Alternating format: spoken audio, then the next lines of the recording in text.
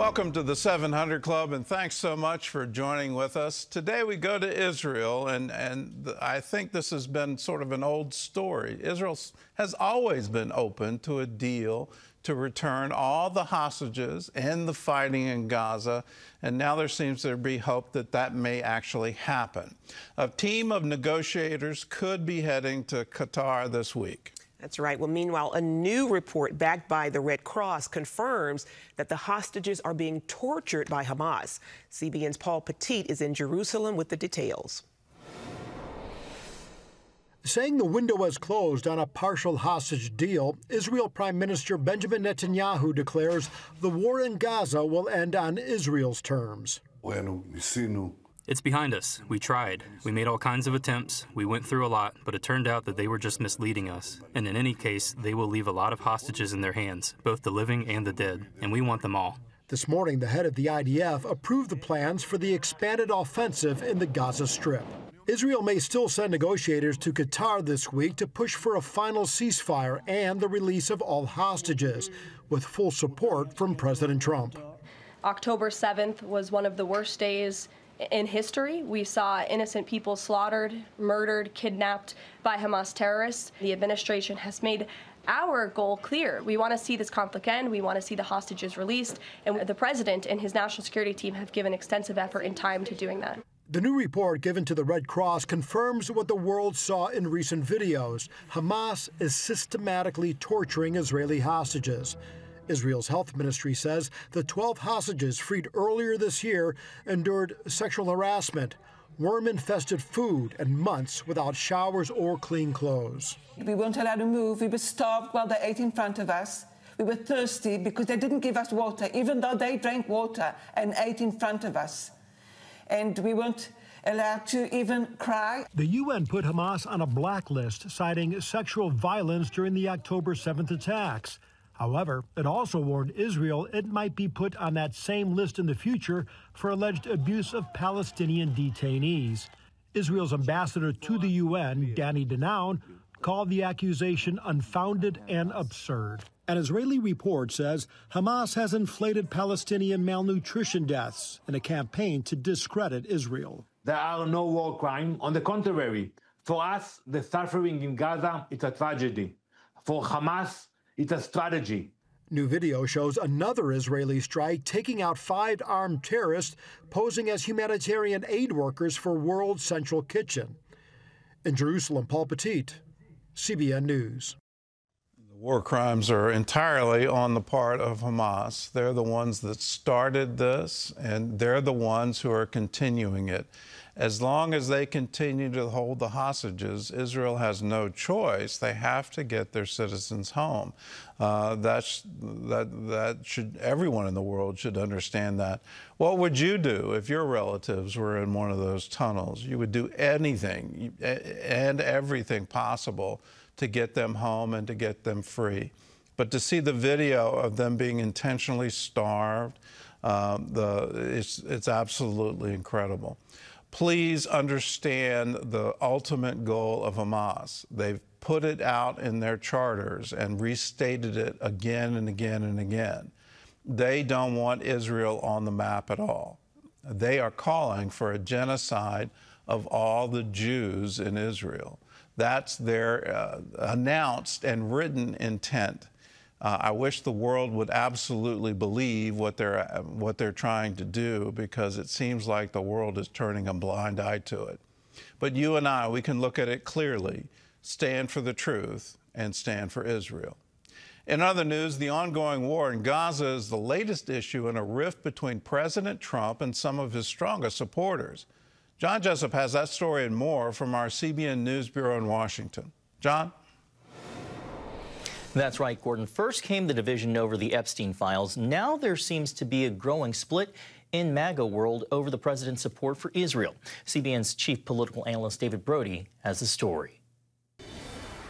America's support for Israel has always been strong, and overall, while it still is, some far-right high-profile influencers have taken a hard turn against the Jewish state. Everything they're doing is demonic. I want nothing to do with it. I will never support Israel into the future after what they've done to these children, the starvation campaign. I don't care. Others, like Steve Bannon and Tucker Carlson, want America out of Israel's affairs. Marjorie Taylor Greene, one of MAGA's biggest voices in Congress, has called what's happening in Gaza genocide. Poll numbers also seem to suggest a slight drop in Israeli support among the GOP. 15 years ago, in 2010, Republican support for Israel stood at 85%. Today, it's still strong, yet down to 75%. The more alarming statistic among Republicans today is that 37% have a negative view of the Jewish state. That's up 10% from just 2022, when it was 27%. Part of what's driving some of this MAGA division is coming from younger voters.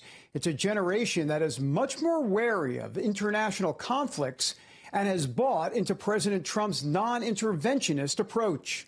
For example, while 72% of Republicans overall believe America's military should support Israel, only 32% of Gen Z Trump voters feel that way.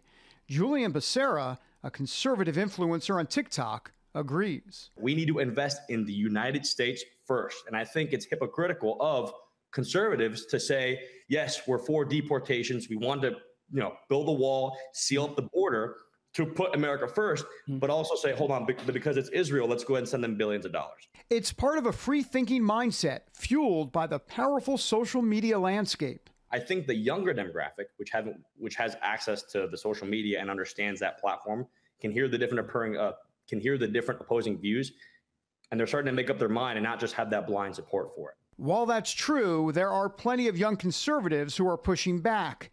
19-year-old Breland Hollyhand works with the RNC to get out the Gen Z vote. I think that that's a fringe that has gotten really loud. It certainly doesn't represent the vast majority of MAGA that I talk to, specifically on college campuses, just from my perspective. For me specifically, this support of Israel isn't a political stance, it's a biblical stance. And it's very clear, repeatedly throughout the Bible that those that bless Israel, the Lord will bless them. That's not something that is old or false or dated. That is still a truth here in 2025. What's also true in 2025 is a MAGA movement trying to understand where Israel fits into an America First agenda.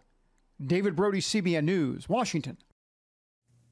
Thanks, David. President Trump is holding a virtual meeting with Ukraine's President Zelensky and European leaders ahead of his Friday visit with Vladimir Putin. Zelensky is not invited to the summit in Alaska, and he says there can be no agreement without Ukrainian input. The White House is lowering expectations for the meeting, calling it a listening exercise.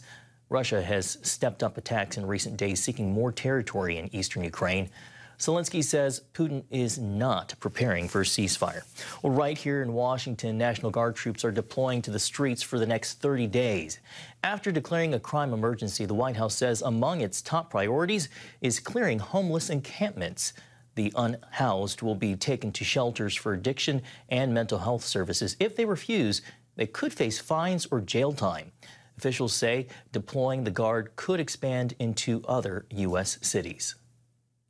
Well, a large number of homeless in America are young people. Some of those are part of the 20,000 American youth who age out of foster care yearly.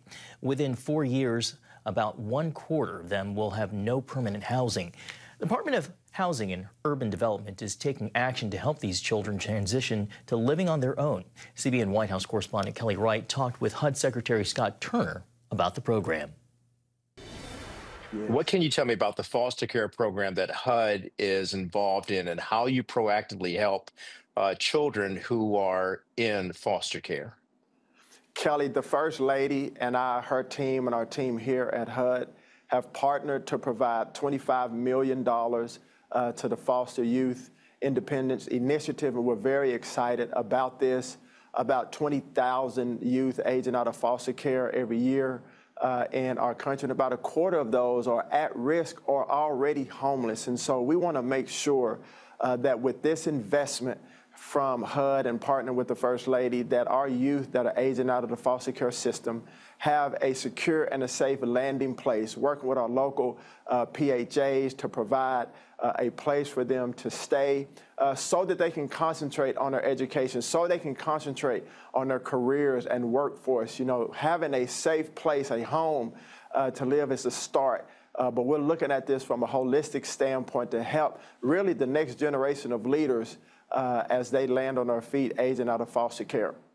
What's your message to America about this foster care youth program that takes care of the youth who are aging out, and the significance of you and the First Lady doing this for America's youth? So I would encourage people to get educated on foster youth, get educated on where they are, what their desires are, even if God calls you to maybe take one of these young men and young ladies and take them under your arm and mentor and disciple them. You know, because Kelly, one of my dear friends, Pastor Tim Johnson, who is a dear father in the Lord to me, played for the Redskins. I lived with him my rookie year. So I was a youth, you know, and he was a veteran. He said, you know, if you change a life, you change a generation. And he has poured into me for these last 30 years, and my life has dramatically been impacted because of his intentionality. And so I would say, lastly, that I would encourage the people of America to be intentional about pouring your life into the next generation as God calls you to do so. Scott Turner, a powerful example of the importance of programs like these. Gordon?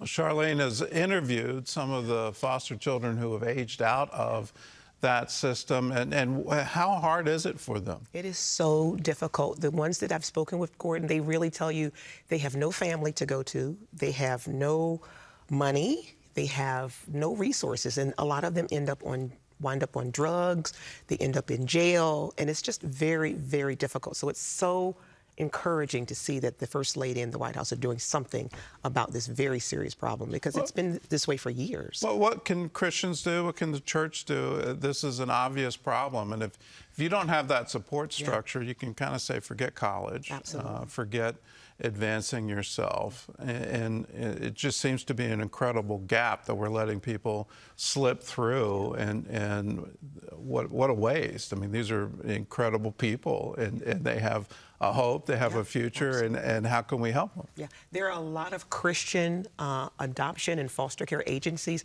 that really need support. They need the church to rally with them because they're trying to make a difference in the lives of these young people. So I would encourage believers to reach out and see if there's an organization in your community that needs help, that you can volunteer, maybe offer respite for families that are adopting and fostering children, and really see where you can get plugged in and make a difference, because the need is so, so great, Gordon.